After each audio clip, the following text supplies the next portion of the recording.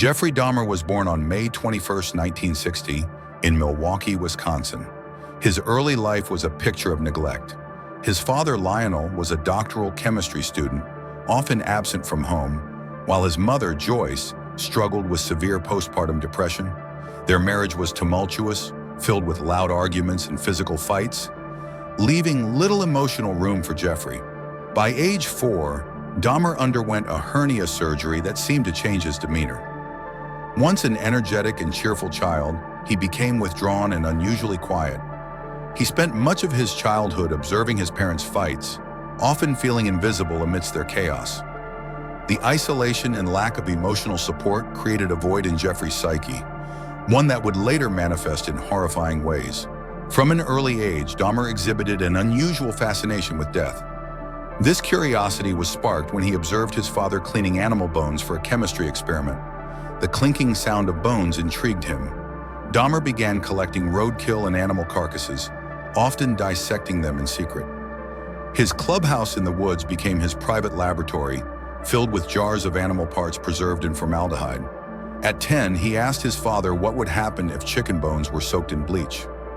Lionel, eager to nurture his son's scientific interest, taught him how to clean and preserve bones. This interaction further fueled Dahmer's macabre curiosity, embedding a sinister fascination with anatomy and decay that would later define his crimes. As Dahmer entered his teenage years, his isolation deepened.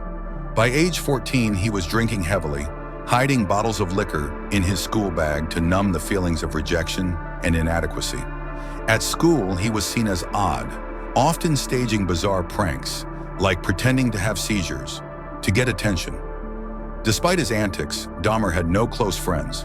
Around this time, he began grappling with his sexual orientation, realizing he was attracted to men. However, these feelings were coupled with dark fantasies of control and possession. He imagined having a partner who would never leave him, leading to his desire for complete dominance over another person. In June 1978, Dahmer's fantasies turned into reality. He encountered 18-year-old hitchhiker Stephen Hicks and offered him a ride home. At his house, they drank and talked until Hicks decided it was time to leave. Panicked at the thought of being abandoned, Dahmer grabbed a barbell and struck Hicks on the head, killing him instantly. Overcome with fear, Dahmer dismembered Hicks's body, dissolving parts in acid and scattering the remains. This moment marked the beginning of a chilling killing spree that would haunt Milwaukee for decades. After Stephen Hicks's murder, Dahmer attempted to resume a semblance of normalcy. He enrolled at Ohio State University, but quickly dropped out due to failing grades and excessive drinking. Pressured by his father, he joined the U.S. Army in 1979 and served as a medic in Germany. However, his inability to control his drinking led to his discharge in 1981. Upon returning home, Dahmer moved in with his grandmother in Milwaukee, who became his sole anchor. For 9 years, Dahmer refrained from killing, yet his dark fantasies persisted. He spent his time frequenting gay bars and experimenting with sedatives, hinting at the escalation to come. In November 1987, Dahmer's dark urges resurfaced. At a bar, he met Stephen Tuomi, a 25-year-old man, and convinced him to go to a hotel room. The next morning, Dahmer woke up to find Tuomi dead beside him. He later claimed he had no memory of killing Tuomi, but panic overtook him. Dahmer purchased a suitcase to transport the body to his grandmother's basement. There, he dismembered Tuomi, keeping his remains in plastic bags. This marked the chilling return of his killing spree, which would now escalate in brutality. Following Tuomi's murder, Dahmer's methods became more calculated. Over the next 2 years, he lured 4 more victims, all men he met at bars. Each time, he drugged them, strangled them, and dismembered their bodies in his grandmother's basement. Dahmer began keeping souvenirs from his victims, skulls and bones that he cleaned and bleached. He even attempted to mount one skull as a decorative piece, but failed. These morbid keepsakes symbolized his need for control, as he sought to preserve parts of his victims forever. In 1988, Dahmer's grandmother grew suspicious of the foul smells and constant visitors to her home.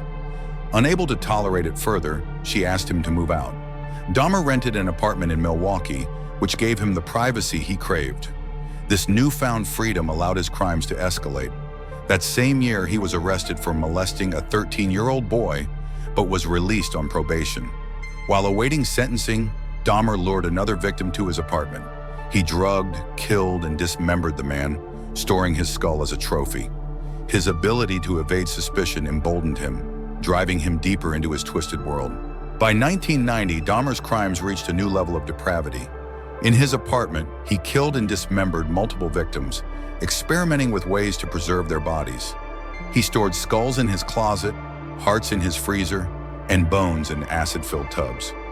Dahmer even began consuming parts of his victims, believing it would make them a permanent part of him. Despite complaints from neighbors about foul odors and strange noises, police failed to act. This indifference allowed Dahmer to continue his reign of terror unchecked. In 1990, Dahmer's actions took on a ritualistic dimension. He began posing his victims' bodies before dismembering them, taking photographs to relive the moment later. These images, often grotesque and detailed, became a macabre trophy collection. He also started preserving body parts in jars and freezers, labeling them meticulously. Dahmer's morbid creativity expanded further when he experimented with turning victims' skulls into decorative pieces by painting them. His ultimate plan, as later revealed, was to construct a shrine from the remains, a throne surrounded by the skulls of his victims. This bizarre aspiration symbolized his desire for ultimate power and control over life and death. In his quest for complete control, Dahmer began conducting chilling experiments on his victims.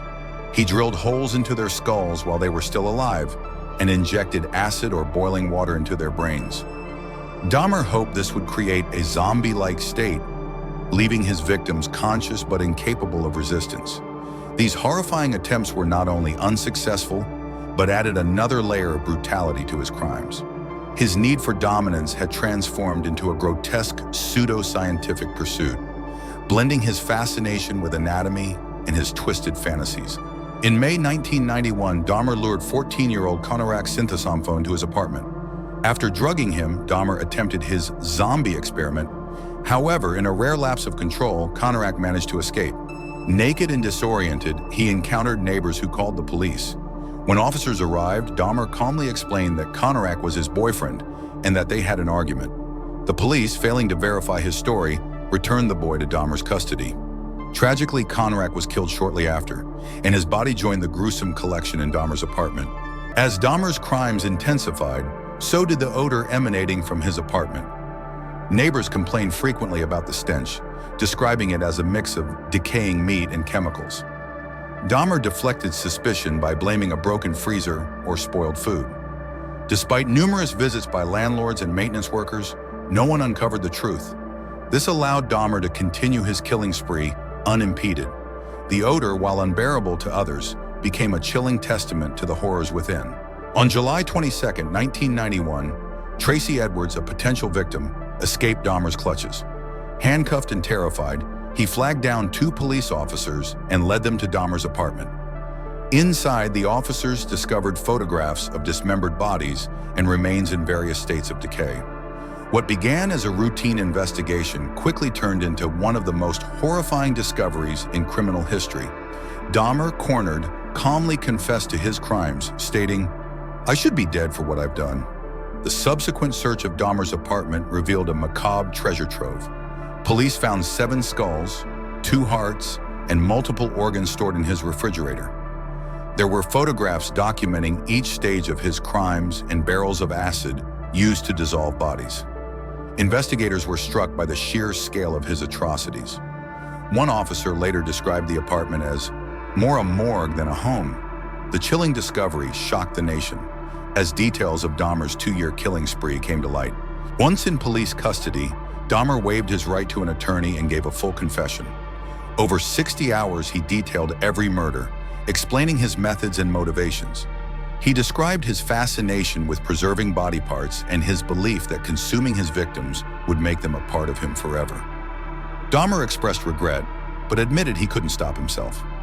His calm demeanor during the confession unnerved investigators, as he recounted the atrocities with chilling indifference. The interview tapes became a crucial piece of evidence, providing insight into his deeply disturbed psyche.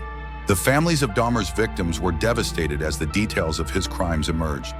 Many had spent years searching for their loved ones, only to learn of their horrifying fates. During court proceedings, family members delivered emotional statements expressing their pain and anger.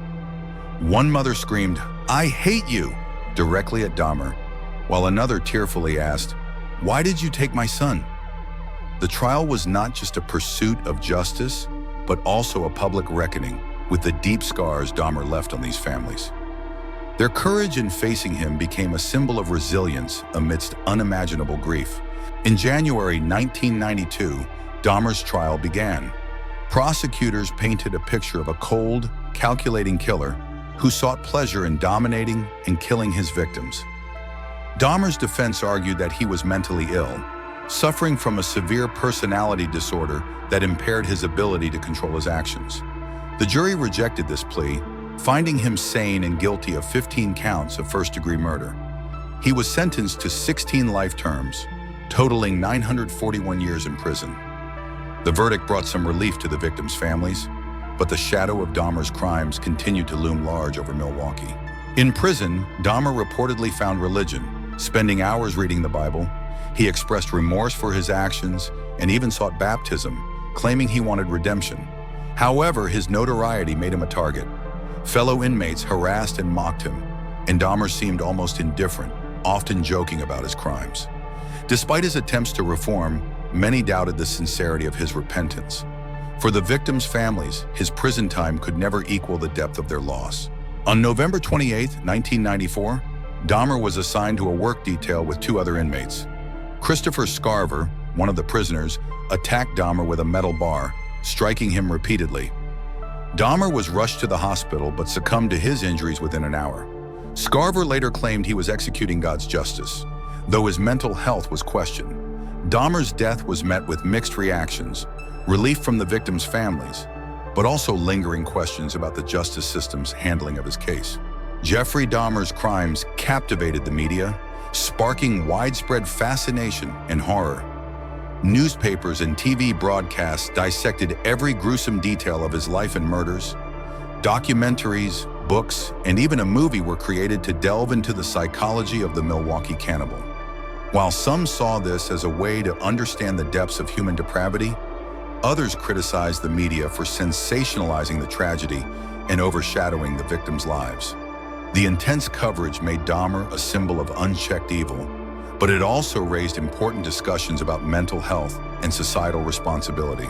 Amidst the notoriety surrounding Dahmer, the victims' families fought to ensure their loved ones were not forgotten. Memorials were held to honor the lives lost, focusing on the individuals rather than the monster who took them. Advocacy groups emerged, pushing for better protections for marginalized communities and improved responses to missing person cases.